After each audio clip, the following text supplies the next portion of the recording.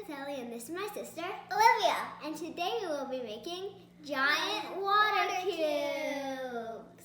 Remember, whenever you're doing a science experiment, safety first.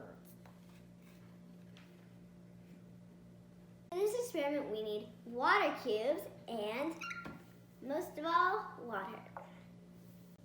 Water cubes are made out of a super absorbent polymer, which means they like to absorb water.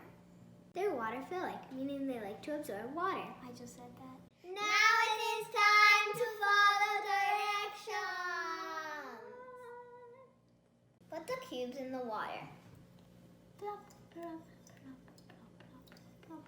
So sticky. Oh my gosh, the water's so cold.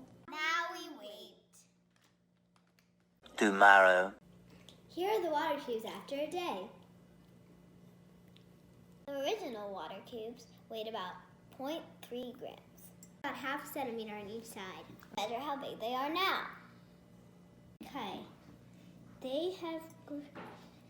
Okay, so the smallest ones have grown about 1 inch on each side because this one's actually a square. Now here's some math.